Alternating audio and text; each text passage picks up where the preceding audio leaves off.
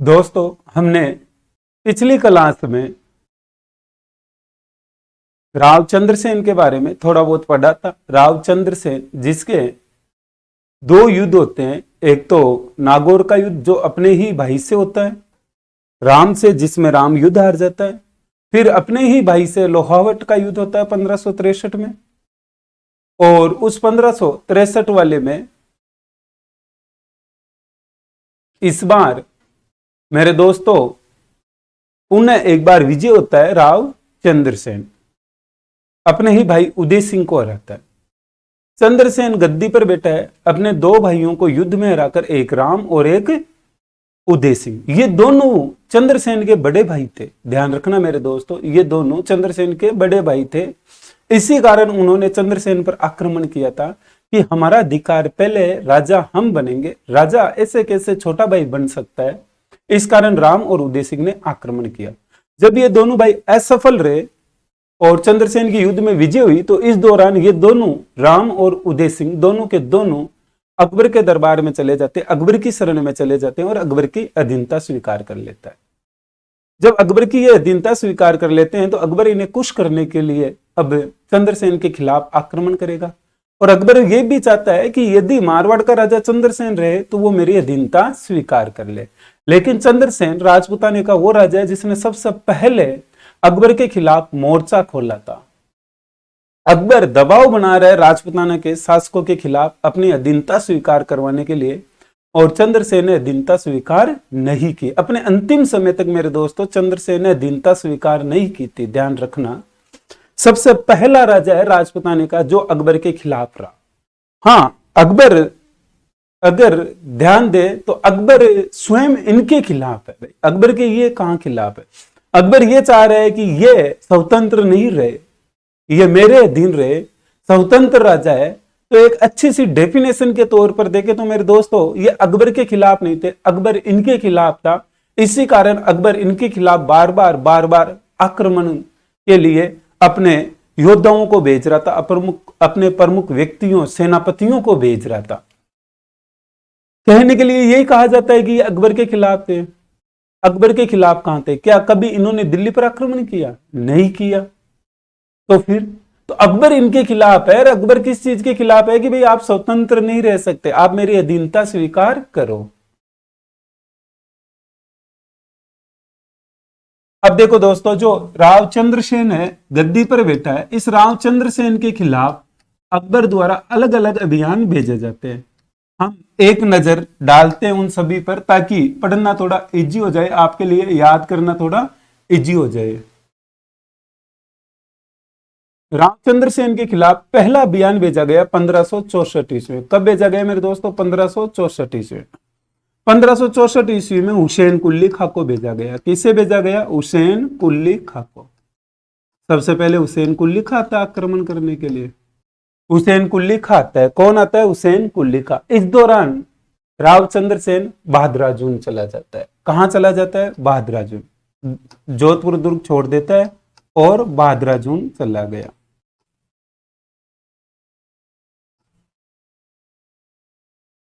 फिर हुसैन कुल्ली खां के बाद में अकबर के द्वारा नागौर दरबार लगाया गया। क्या लगाया गया मेरे दोस्तों? नागौर दरबार।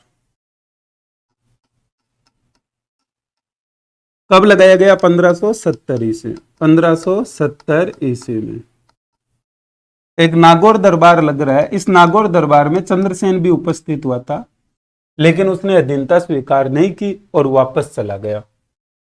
फिर मेरे दोस्तों 1572 और 73, 1572 व 73, 1572 व 73 ईस्वी में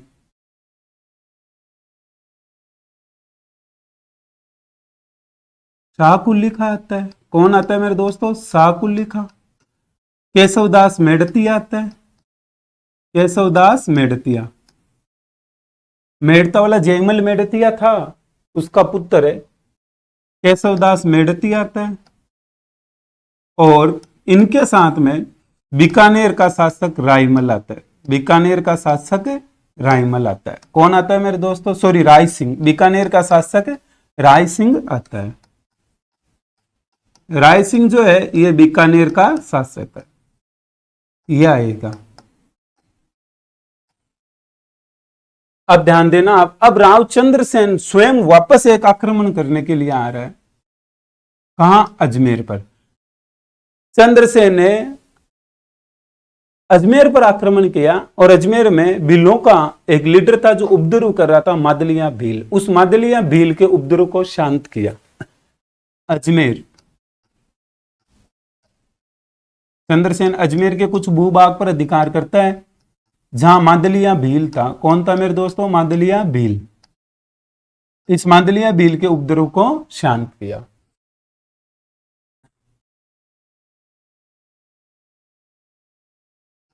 पंद्रह सौ 74 ईस्वी में जलाल खां आता आक्रमण करने के लिए। कौन आया मेरे दोस्तों? जलाल खां। और जलाल खां मारा गया। जलाल खां आता है 1574 में, और दोस्तों ये मारा गया। कौन मारा गया? जलाल खां। 1575 में कोई नहीं आता है। 1576 और 77 में एक ऐसा सेनापति आता है जिसने बार बार 3 बार मेवाड़ पर आक्रमण किए। 1577, 1578, याद आया कुछ? हाँ दोस्तों, 15 अक्टूबर, 15 दिसंबर, 15 नवंबर। कौन था? शाहबाज खां। कौन था मेरे दोस्तों? शाहबाज खां। वह शाहबाज खां आता है और शाहबाज खां असफल रहता है। फिर ये मेवाड़ की तरफ चला जाता है। मेवाड़ में कौन से भूभाग पर आक्रमण करता है? कुंभलगढ़। कहां करता है मेरे दोस्तों? कुंभलगढ़ पर आक्रमण करता है। 3 आक्रमण, असफल रहा।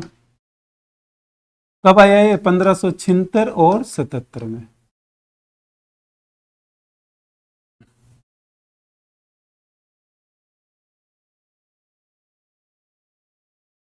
पंद्रह सौ इक्यासी ईस्वी में, कब मेरे दोस्तों? 1581 ईस्वी में चंद्रसेन की मृत्यु हो जाती है। किसकी मृत्यु हो जाती है? चंद्रसेन की।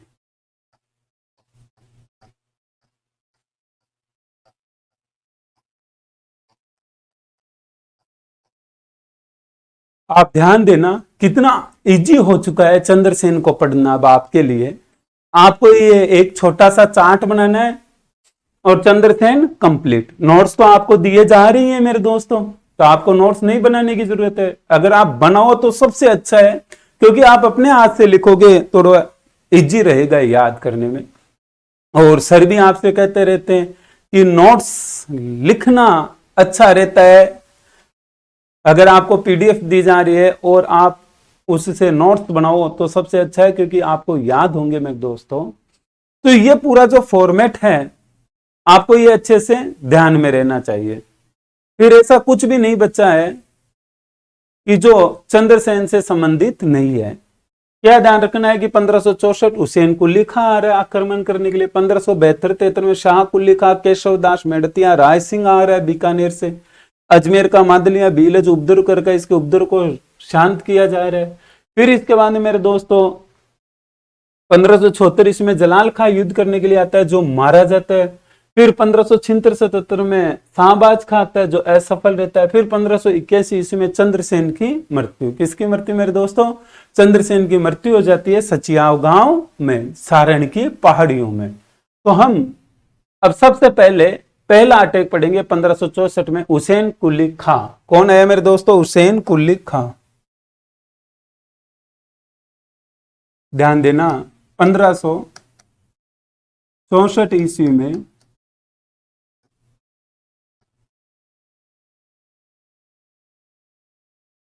हुसैन कुली खां ने, इसने हुसैन कुली खां ने जोधपुर पर आक्रमण किया। कहां आक्रमण किया मेरे दोस्तों? जोधपुर पर। इसने जोधपुर पर आक्रमण किया। जोधपुर पर आक्रमण किया। चंद्रसेन यहां से भाद्राजून चला गया। चंद्रसेन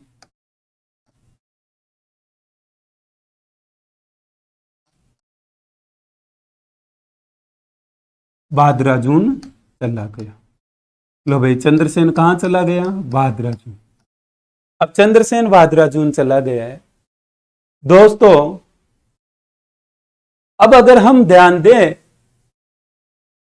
कि जो चंद्रसेन है वो बहादुराजून चला गया है। तो यहां पर आपके क्वेश्चन ये बन सकता है कि जब हुसैन कुली खान ने चंद्रसेन पर आक्रमण किया उस दौरान चंद्रसेन कहां चला गया था? तो जोधपुर से बहादुराजून। कहां चला गया? जोधपुर से बहादुराजून। 1570 ईस्वी में अकबर ने नागौर में दरबार लगाया। 1570 ईस्वी में नागौर दरबार लगाया। नागौर दरबार लगाने वाला कौन है मेरे दोस्तों? अकबर। कहां लगाता है? नागौर में। तो पहला क्वेश्चन यही बनता है कि अकबर ने नागौर में दरबार कब लगाया? नागौर दरबार कब लगाया गया? 1570 ईस्वी। फिर दूसरा क्वेश्चन ये भी बनता है यहाँ किसकी सहायता से लगाया गया? तो आप ध्यान रखना, आमेर के शासक बहारमल की सहायता से।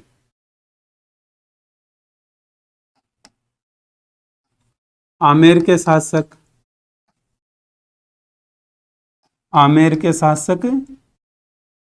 बहारमल की सहायता से। आमेर का राजा था बहारमल, उसकी सहायता। आमेर के शासक बहारमल की सहायता से। एक क्वेश्चन और आता है एग्जाम में बार बार कि नागौर दरबार के दौरान अकबर के द्वारा कौन सी नीति अपनाई गई राजाओं को अपने अधीन करने के लिए? सुलह कुल की नीति। अकबर ने सुलह कुल की नीति अपनाई। कौन सी अपनाई मेरे दोस्तों? सुलह कुल की नीति अपनाई।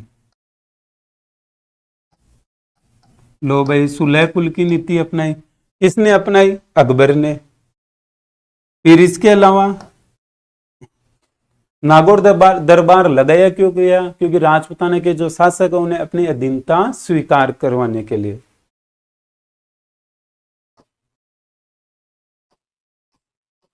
अकबर का उद्देश्य, प्रमुख उद्देश्य क्या था मेरे दोस्तों? जब नागौर दरबार लगाया गया तो उसका एक ही उद्देश्य था कि जो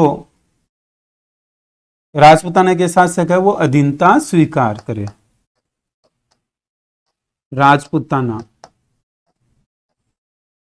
राजपूताना के शासकों को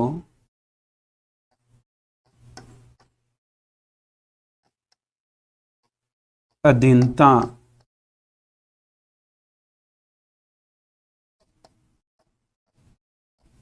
स्वीकार करवाना। तो दोस्तों प्रमुख उद्देश्य क्या था? राजपूताना के जितने भी शासक हैं उन सभी को अधीनता स्वीकार करवाना। किसका? अकबर का। अकबर ने जब ये नागौर दरबार लगाया उस दौरान इसने शुक्रवार के दिन यहाँ पर एक तालाब का निर्माण करवाया। किस दिन? शुक्रवार के दिन। दोस्तों इसने शुक्रवार के दिन तालाब का निर्माण करवाया, इस कारण हम कहते हैं शुक्र तालाब। क्या कहते हैं? शुक्र तालाब। ये भी क्वेश्चन आया हुआ है। अकबर ने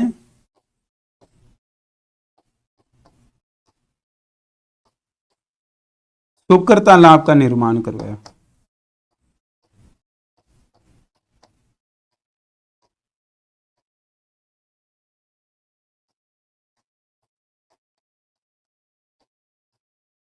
आप ध्यान देना 1570 ईस्वी के नागौर दरबार में अकबर के द्वारा सुलह कुल की नीति अपनाई जा रही है और उसका प्रमुख उद्देश्य राजपूताना के शासकों को अधीनता स्वीकार करवाना। इसने यहां पर अकाल राहत के दौरान शुक्र तालाब का निर्माण करवाया। मारवाड़ में चलते ही अकाल पड़ते रहते थे, कोई छोटी बात नहीं है और न कोई बड़ी बात है। तो फिर सामान्य सी बात है दोस्तों मारवाड़ के लिए कि चलते ही अकाल था। थोड़ा सा समय निकला अकाल पड़ गया, थोड़ा सा समय निकला अकाल पड़ गया। वर्तमान में भी यही स्थिति है। जो किसान खेती कर रहे हैं, वर्षा नहीं होती थी या अभी भी खेती कर रहे हैं, वर्षा नहीं होती है तो मेरे दोस्तों फसल नष्ट हो जाती है। पानी की व्यवस्था पूर्णतया है नहीं। अब जिनके पास पानी की व्यवस्था नहीं है उनके फसल नष्ट हो जाती है। अगर किसान की जब फसल नष्ट हो जाती है, आमदनी नहीं होती है, तो उनके लिए तो अकाल पड़ना ही है, सूखा पड़ना ही हो गया। जब वर्षा नहीं होती है तो किसान कहते हैं इस बार सूखा पड़ा। सूखा यानी भाई जब वर्षा हुई नहीं तो फसल नष्ट हो गई, और यही अकाल है। तो अकाल राहत के दौरान इसने शुक्र तालाब का निर्माण करवाया।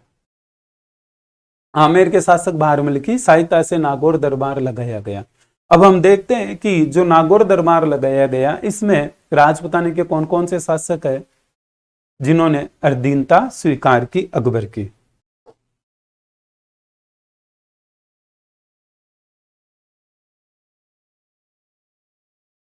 नागौर दरबार में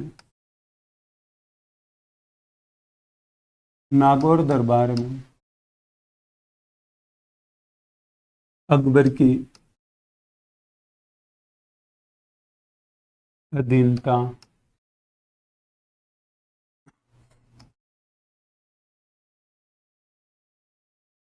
स्वीकार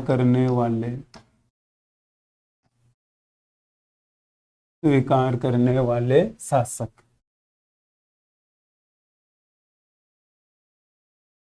तो कौन कौन है मेरे दोस्तों अधीनता स्वीकार करने वाले शासक? एक तो है आपके सुरजन सिंह हाडा।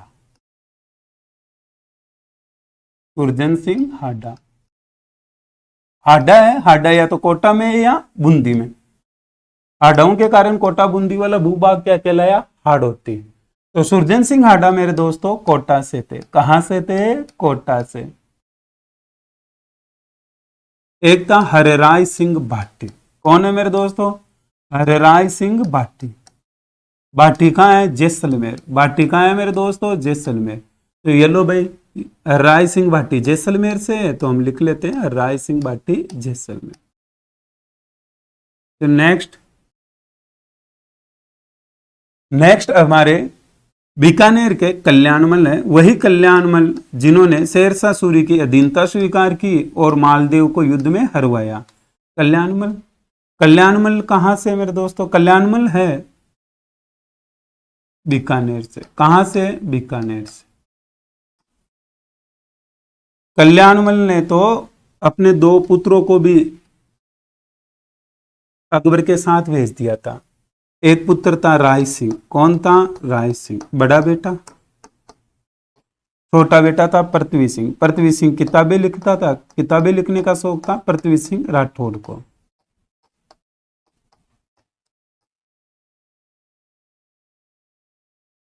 अब देखो दोस्तों मुख्य मुख्य व्यक्ति ले रहे हैं जिन्होंने अधीनता स्वीकार की। सुरजन सिंह हाडा कोटा से, राय सिंह भाटी जैसलमेर से, कल्याणमल बीकानेर से अपने 2 पुत्रों के साथ आ रहा है राय सिंह और पृथ्वी सिंह राठौड़। ये दोनों पुत्र जो है राय सिंह और पृथ्वी सिंह राठौड़ अकबर के साथ चले जाते हैं। अब आप ध्यान देना मेरे दोस्तों इस दरबार में चंद्रसेन भी आया था। कौन आया? चंद्रसेन। लेकिन चंद्रसेन रुकता नहीं है और वापस चला जाता है अकबर से मिले बिना। अकबर नाराज हो जाता है।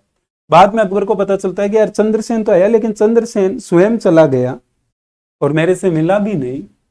लेकिन उसने अपने पुत्र राय सिंह, चंद्रसेन का बेटा था राय सिंह, उसे नागौर वाले दरबार में अकबर के दरबार में छोड़कर चला गया, जो अकबर के अधीन रहकर अकबर के लिए कार्य कर रहा है। कौन? राय सिंह। चंद्रसेन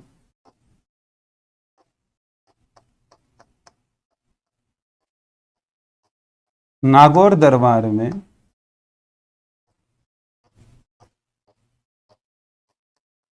उपस्थित हुआ।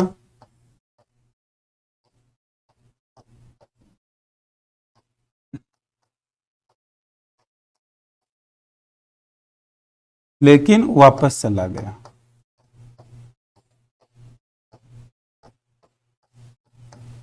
आ तो गया लेकिन इसकी आत्मा नहीं मान रही थी। इसका दिल, मन, दिमाग सब यही कह रहे थे कि चंद्रसेन तू गलत जगह आ गया। अकबर के पास पहले से राम और उदय सिंह आए हुए हैं और वो बड़े भी हैं।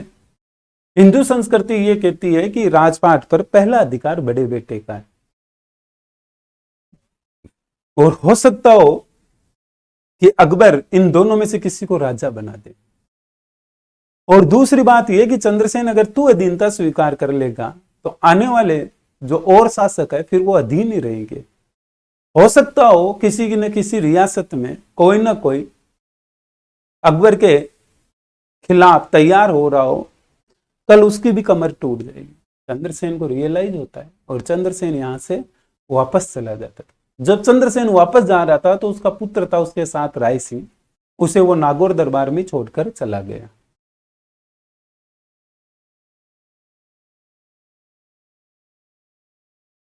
चंद्रसेन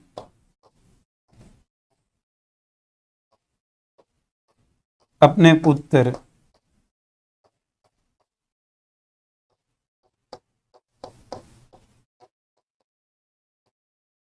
राय सिंह को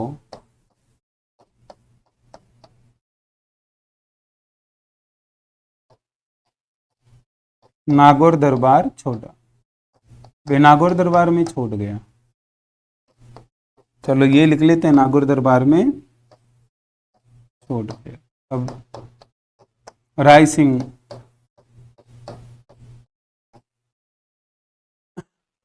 कौन? राय सिंह नागौर दरबार में रुकता है, अकबर की सेवा करता है।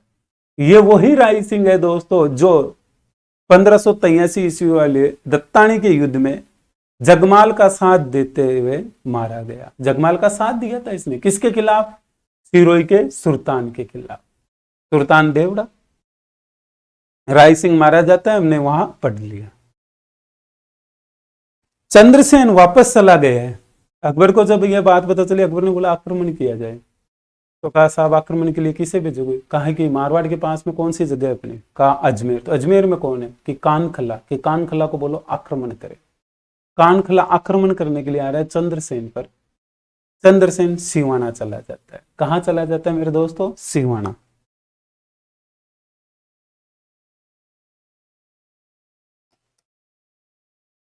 पंद्रह सौ इकहत्तर ईस्वी में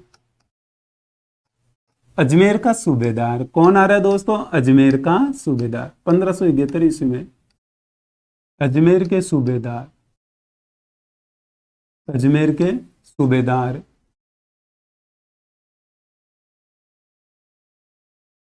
कानखला ने 1571 ईस्वी में अजमेर के सूबेदार कानखला ने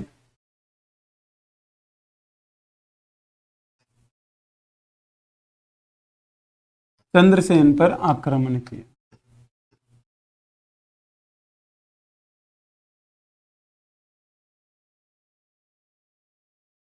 कानखला को भी सफलता नहीं मिली। जब सफलता नहीं मिली तो मेरे दोस्तों 1572 व 73 में दो बार एक साथ आक्रमण करने के लिए एक ही सैनिक अभियान आ रहा है, जिसमें कौन कौन है? 1572 व 73 में शाह कुली खां, कौन है? शाह कुली खां, केशवदास मेड़तिया, कौन है मेरे दोस्तों? केशवदास मेड़तिया व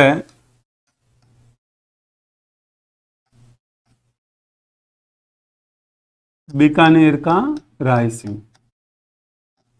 बीकानेर के राय सिंह ने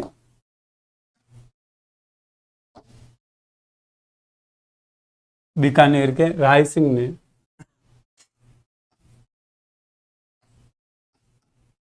चंद्रसेन पर आक्रमण किया। इस पे चंद्रसेन पर आक्रमण किया। चंद्रसेन पर आक्रमण किया। चंद्रसेन सिवाना चला गया। कहां चला गया? सिवाना। चंद्रसेन सिवाना चला, चंद्रसेन सिवाना चला गया। ये लो मेरे दोस्तों, चंद्रसेन कहां चला गया है? सिवाना। अकबर ने राय सिंह से कहा गया, राय सिंह आप उधर ही, तो आप एक काम करो, अब आप जोधपुर दुर्ग की संभालो। राय सिंह को जोधपुर दुर्ग का प्रशासक बना दिया जाता है। कौन सा? बीकानेर वाला। 30 सितंबर 1572 से 76 ईस्वी तक राय सिंह को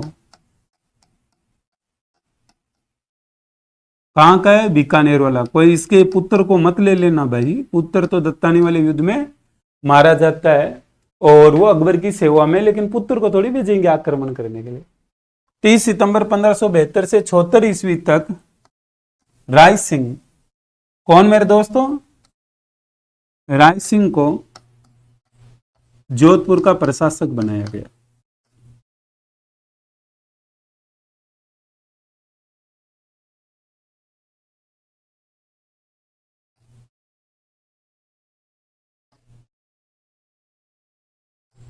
जोधपुर का प्रशासक बनाया गया।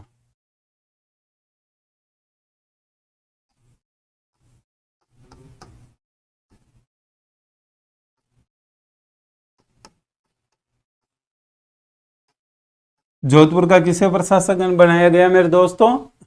राय सिंह को। अब राय सिंह प्रशासक है। राय सिंह जोधपुर बैठा है। चंद्रसेन को लगा कि यार अब क्या करें।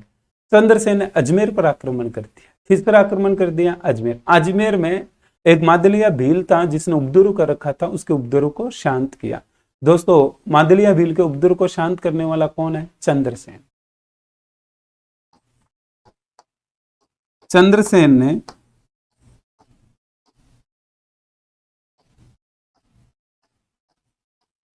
अजमेर में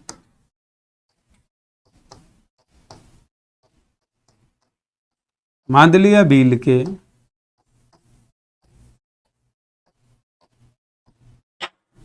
उपद्रव को शांत किया। मादलिया भील के उपद्रव को शांत किया।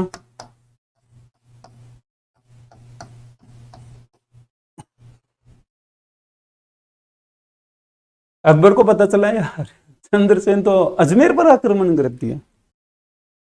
उसने अपने एक प्रमुख व्यक्ति को भेजा, इस बार जलाल खां को। किसे भेजा मेरे दोस्तों? 1574 में जलाल खां। जलाल खां और चंद्रसेन के बीच में एक युद्ध होता है, जलाल खां मारा जाता है। 1574 में आक्रमण करने के लिए आया हुआ है जलाल खां, वह जलाल खां युद्ध में मारा गया। कब मेरे दोस्तों? 1574 ईस्वी में। 1574 ईस्वी में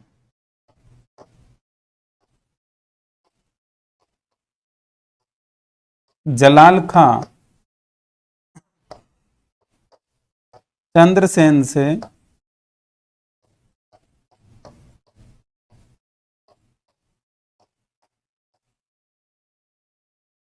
युद्ध करते हुए मारा गया। कौन मारा गया मेरे दोस्तों? जलाल खां। जलाल खां से युद्ध होता है और जलाल खां युद्ध करते हुए मारा गया।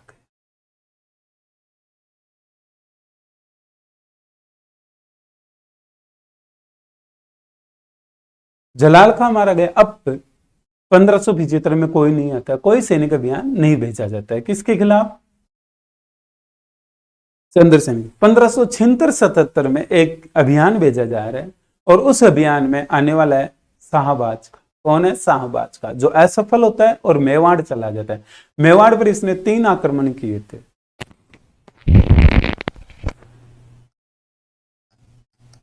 1576-77 ईस्वी में शाहबाज खां। कौन मेरे दोस्तों? शाहबाज खां। शाहबाज खां ने आक्रमण किया।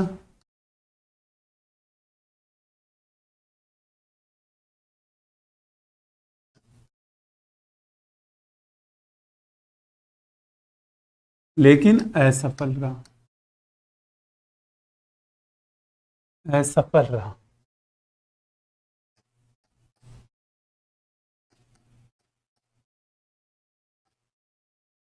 और मेवाड़ चला गया। मेवाड़ लिख देता हूं, आपको मेवाड़ पढ़ाया हुआ है, थोड़ा याद आ जाएगा कि हाँ, मेवाड़ के कुंभलगढ़ पर शाहबाज खां ने 3 आक्रमण किए।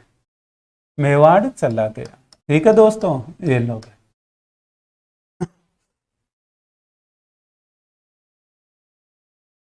1581 ईस्वी में। कब? 1581 ईस्वी में चंद्रसेन की मृत्यु हो जाती है। क्या हो जाती है? चंद्रसेन की मृत्यु। दोस्तों, चंद्रसेन अपनी सेना जुटा रहा है और चंद्रसेन को लगा कि यार अगर मेरे पूरे जितने सामंत अगर ये सब मेरा साथ दे दे तो मैं अकबर को हरा सकता। चंद्रसेन सेना जुटा रहा है और अपने सभी सामंतों को पत्र लिखकर कह रहा है कि जो जो सामंत है वो सब मेरा साथ दे, अपनी सैनिक टुकड़ी लेकर आए और अब हम सब अकबर के खिलाफ युद्ध करेंगे। एक दुधोड़ का सामंत था बेरिसाल, उसने चंद्रसेन के खिलाफ बगावत कर दी और उसने कहा कि भाई मैं आक्रमण करने के लिए तैयार नहीं हूं, ना आपका साथ देने के लिए तैयार नहीं, न तैयार हूं। अगर आप अकबर के खिलाफ मोर्चा खोलने की सोच रहे हो तो कल अकबर यहां आक्रमण करेगा और हमारे खिलाफ भी युद्ध अभियान छिड़ जाएगा, मैं आपका साथ नहीं दूं। चंद्रसेन को लगा कि यार मेरा ही सामंत और मेरे ही खिलाफ, अगर कल सबको ये बात पता चलेगी कि दुदोड़ वाला सामंत खिलाफ है और वो चंद्रसेन का साथ नहीं दे रहा है, तो और भी सामंत पीछे हट सकते हैं। चंद्रसेन ने कहा कि मारवाड़ पर तो आक्रमण बाद में करूंगा, मारवाड़ को तो बाद में मारूंगा, पहले तुझे मारूंगा।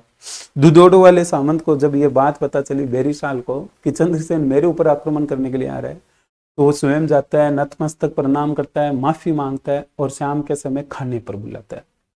चंद्रसेन उसके खाने पर गया हुआ था, उसने खाने में जहर दे दिया। चंद्रसेन की जहर खाने के कारण मृत्यु हो गई। जहर देने वाला कौन था? दुदोड़ का बेरीशाल, सांगा, जिसे अपने ही साथियों ने जहर दे दिया था और सांगा की मृत्यु हो गई। राजपुताने के शासक हारे नहीं थे, हराया गया था अपनों के द्वारा। भाई हारे थोड़ी थे, अपनों ही ने हराया था।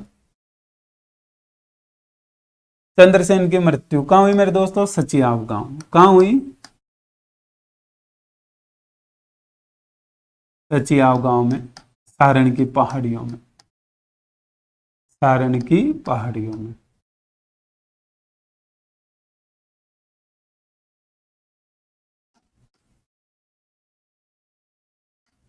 सारण की पहाड़ियों में, सचियाव गांव में इसकी प्रतिमा है, अश्वारोही, घोड़े पर सवार। अश्वारोही प्रतिमा किसकी है मेरे दोस्तों? चंद्रसेन की अश्वारोही प्रतिमा। हम फिर आगे बात करें तो दोस्तों इसकी 5 रानियां इसके साथ सती होती है। 5 रानियां सती हुई। कितनी हुई? 5 रानियां। इसकी 5 रानियां इसके साथ सती हुई थी। जहर किसने दिया था? दुदोड़ के बेरीसाल ने। जो मारवाड़ की ख्यात है उनसे जानकारी प्राप्त होती है। ख्यातों के अनुसार, ख्यातों के अनुसार दुदोड़ के सामंत, दुदोड़ के सामंत कौन थे? बेरीसाल। दुदोड़ के बेरीसाल ने जहर दिया। हमने जब हल्दी घाटी वाला युद्ध पढ़ा तब हमने पढ़ा था कि हल्दी घाटी वाले युद्ध में भामाशाह और ताराचंद ने भाग लिया। ये वही भामाशाह और ताराचंद जिन्होंने महाराणा प्रताप की आर्थिक सहायता की। महाराणा प्रताप की इतनी आर्थिक सहायता की, महाराणा प्रताप आने वाले 25 वर्षों तक 12,000 सैनिक रख सकता था, उनका खर्च उठा सकता था। लेकिन चंद्रसेन को कोई भी भामाशाह जैसा व्यक्ति नहीं मिला। इस कारण चंद्रसेन ने अपना पोखरण दुर्ग जैसलमेर के शासक हर्राय भाटी को बेच दिया 1 लाख फद्दिये के बदले। इतने? 1 लाख फद्दिये। भाई उस समय फद्दिया रुपये के रूप में था, तो फद्दिये बेचने कितने में बेचा मेरे दोस्तों? 1 लाख फद्दिये के बदले में। चंद्रसेन ने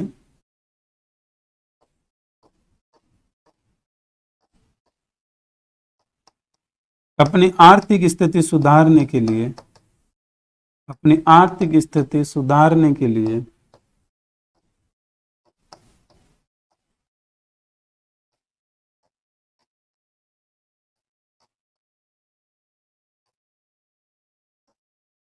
जैसलमेर के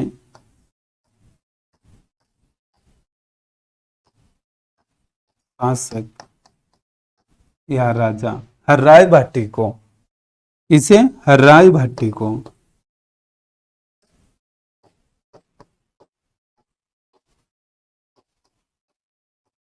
हर्राय भाटी को पोखरण दुर्ग 1 लाख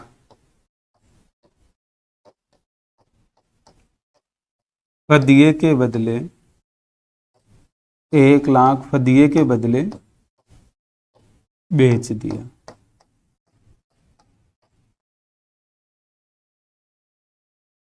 चंद्रसेन ने अपनी आर्थिक स्थिति सुधारने के लिए पोखरण दुर्ग बेचा। कितने में मेरे दोस्तों? 1,00,000 फदिये के बदले में। जो चंद्रसेन है मेरे दोस्तों, इस चंद्रसेन ने सबसे पहले दुर्ग और महल के स्थान पर पहाड़ियों को चुना। इन्हें चुना? पहाड़ियों को।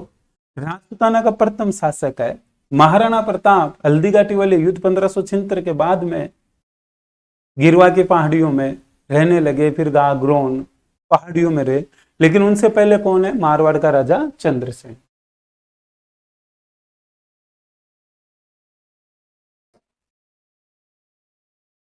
चंद्रसेन ने दुर्ग व महलों के स्थान पर दुर्ग व महलों के स्थान पर दुर्ग व महलों के स्थान पर ध्यान देना मेरे दोस्तों, चंद्रसेन ने दुर्ग व महलों के स्थान पर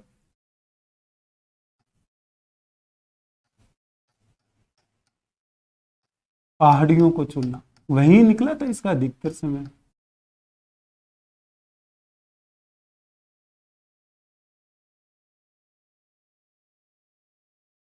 पहाड़ियों में जीवन व्यतीत किया। पूरा समय निकल गया था, हम जीवन व्यतीत किया लिख लेते, थोड़ा और अच्छा रहेगा। जीवन व्यतीत किया।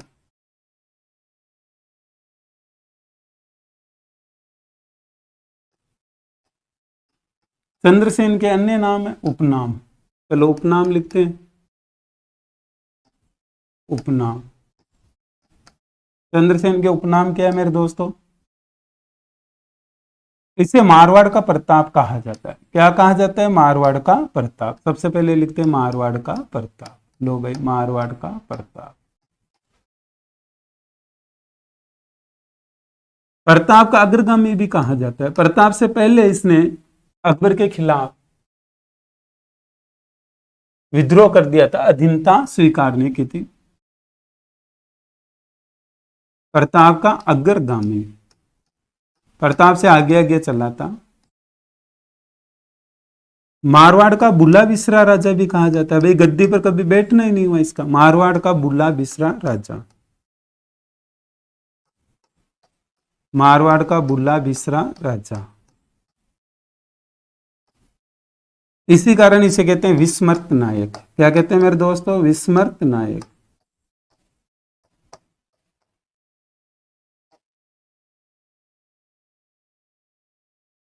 चंद्रसेन कंप्लीट। चंद्रसेन के बाद में गद्दी पर बैठता है मोटा राजा उदय सिंह। अकबर के द्वारा बैठाया जाता है इसकी मृत्यु वाले। मोटा राजा को, उदय सिंह को जब गद्दी पर बैठाया गया अकबर के दौरान, मोटा राजा उदय सिंह खुश हुआ और उसने वैवाहिक संबंध किए। नेक्स्ट है मेरे दोस्तों मोटा राजा उदय सिंह। मोटा राजा उदय सिंह। उदय सिंह को लेकर जो पहला क्वेश्चन बनता है वो तो यही बनता है कि उदय सिंह को मोटा राजा की उपाधि किसने दी? अकबर ने। ध्यान रखना भाई, अकबर ने उपाधि दी। ये सबसे पहला क्वेश्चन है, अकबर ने उपाधि दी। दूसरा क्वेश्चन ये बनता है कि मोटा राजा उदय सिंह का कौन सा पुत्र था जिसने किशनगढ़ बसाया और कब बसाया? तो इसका पुत्र था किशन सिंह। कौन था मेरे दोस्तों? किशन सिंह। किशन सिंह ने 1609 में किशनगढ़ बसाया। उत्तर कौन है? किशन सिंह।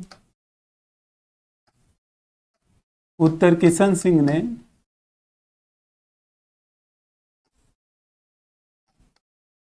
1609 ईस्वी में स्वतंत्र राज्य किशनगढ़ की स्थापना की। किसकी की मेरे दोस्तों? किशनगढ़ की। किशनगढ़ की स्थापना की। इस समय राजा कौन था? अरे जहांगीर। कौन था मेरे दोस्तों? जहांगीर। क्योंकि अकबर की 1605 में मृत्यु हो जाती है। कब हो जाती है? 1605 में। क्वेश्चन बन सकता है, अभी तक तो बना नहीं, लेकिन नया बनाना चाहिए एग्जामिनर, तो आप थोड़ा ध्यान रखना। जहांगीर के समय, जहांगीर था इस समय, जहांगीर के समय। लो भाई, जहांगीर के। मोटा राजा उदय सिंह की एक पुत्री है जिसका विवाह जहांगीर से किया जा रहा है, सलीम से किया जा रहा है, मान भाई। कौन है मेरे दोस्तों? मान भाई। ये जो मान भाई है इसका विवाह जहांगीर से किया जा रहा है, सलीम से। मान भाई जिसका विवाह जहांगीर से किया गया। इनके एक पुत्र हुआ जिसका नाम है खुर्रम। क्या है मेरे दोस्तों? खुर्रम। खुर्रम किसका बेटा था? जोधपुर वाली जो मान बाई है उसका था। दोस्तों जो जोधपुर वाली मान बाई है इसकी कुछ उपाधि है। जोधा बाई कौन सी है? जोधा बाई जगत गोसाई, खूब दान दिया करती थी। कौन? जोधा बाई। जोधा बाई खूब दान दिया करती थी, इस कारण कहा गया इसे जगत गोसाई। ध्यान रखना मेरे दोस्तों, क्या कहा गया? जगत गोसाई। कौन दान दिया करती थी? जोधा बाई। ये क्वेश्चन आ सकता है आपके कि जोधा बाई का मूल नाम क्या था? मान बाई। जोधा बाई की उपाधि क्या थी, या मान बाई की क्या उपाधि थी? जगत गोसाई। क्यों? क्योंकि ये दान दिया करते थे। जो इसका मारवाड़ था वो तो इसके लिए जगत ही है। जब भी ये मारवाड़ में निकला करती थी दान दिया करती थी। बहुत कम होता है कि कोई राजकुमारी दान दे, इस कारण मारवाड़ वालों ने इन्हें उपाधि दे दी जगत गोसाई की।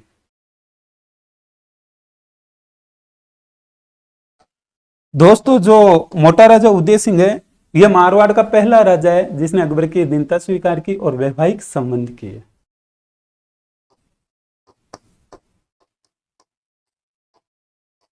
मारवाड़ का प्रथम राजा।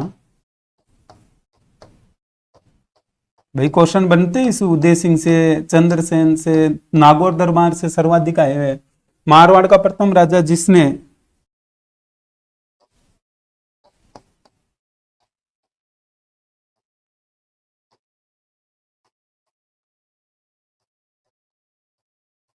मुगल अधीनता स्वीकार की वह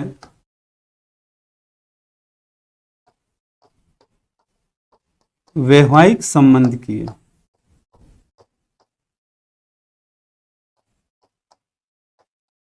कौन है वो दोस्तों? वह है मोटा राजा उदय सिंह।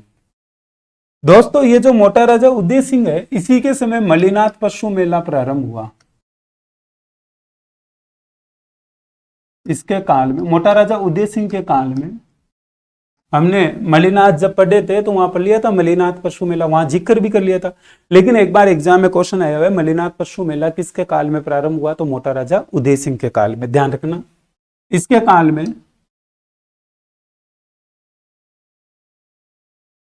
मलिनाथ पशु मेला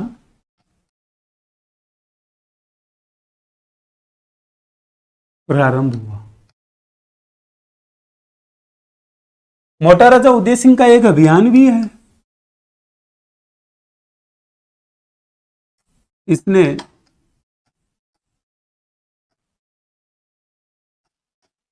सिवाना के शासक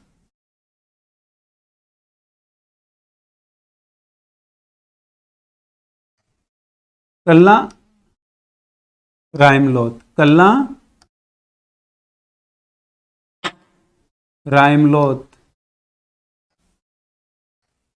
पर आक्रमण किया। दोस्तों किसने आक्रमण किया? आक्रमण करने वाला मोटा राजा उदय सिंह। कुछ थोड़ा याद है यहाँ?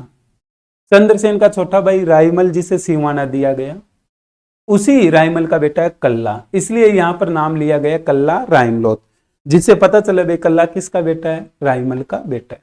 सिवाना में जब उदय सिंह आक्रमण करने के लिए आया, उदय सिंह ताऊ है, उदय सिंह ताऊ है भाई, उदय सिंह का भतीजा ही है। कौन? कल्ला रायमलोत।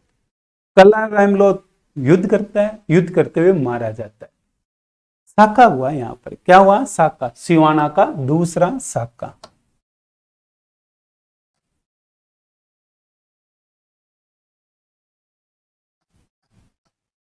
दूसरा साका हुआ।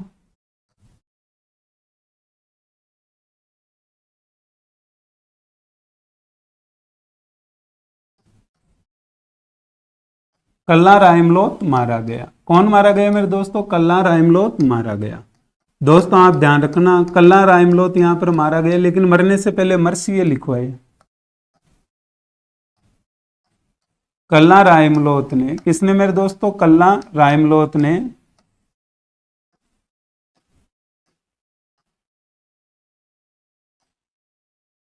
मर्सिय लिखवाए। क्या लिखवाए? मर्सिय। मर्सिय लिखवाए इसने। किसने लिखवाए मेरे दोस्तों? कल्ला रायमलोत ने। किससे लिखवाए? पृथ्वीराज राठौड़ से। वही पृथ्वीराज राठौड़ जो बीकानेर के शासक कल्याणमल का पुत्र है, जिसने अकबर की अधीनता स्वीकार की है, जो गागरोन में बैठा है। गागरोन दुर्ग उसे जागीर के रूप में दिया गया, झालावाड़ में गागरोन दुर्ग। कल्ला रायमलोत उसके पास जाता है युद्ध से पहले और उसे कहता है कि तू एक काम कर, मेरे ऊपर मर्सिय लिख। पृथ्वीराज राठौड़ ने कहा कि मर्सिय तो मरने के बाद में लिखे जाते हैं, इसीलिए इनका नाम है मर्सिय। किसी की वीरता में लिखे गए दोहे उसके मरने के बाद में मर्सिय कहलाते। और तू तो जिंदा ही है। उसने कहा हाँ, लेकिन तू लिख, और जब मैं युद्ध करूंगा तो एक आक्रांत आएगा जो मेरे पीठ पर वार, फिर भी मैं युद्ध करता रहूंगा, मेरा हाथ कटेगा, पैर कटेगा, लेकिन फिर भी मैं युद्ध करता। जो मर्सिय लिखे गए वो की वो स्थिति होती है। पृथ्वीराज राठौड़ कहता है यार क्या बात, तुझे सब पहले से पता था रे कि तू ऐसे ऐसे युद्ध लड़ेगा और मुगल आक्रांता तेरे पीठ पे वार करेंगे, तेरे सीने पर वार करेंगे, तेरे हाथ पर वार करेंगे, तेरे पैर पर वार करेंगे, और तू रुकेगा नहीं, झुकेगा नहीं, तू निरंतर लड़ता रहेगा। पृथ्वीराज राठौड़ भी खुश हुआ कि यार मैंने लिखे तो मर्सिय किस पे लिखे? एक जिंदा व्यक्ति पर, जीवित व्यक्ति था। पृथ्वीराज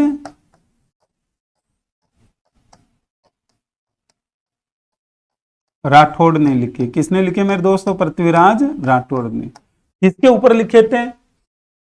कल्ला रायमलोत। ठीक है दोस्तों, आज क्लास कंप्लीट हुई। जय श्री कृष्णा, राधे राधे।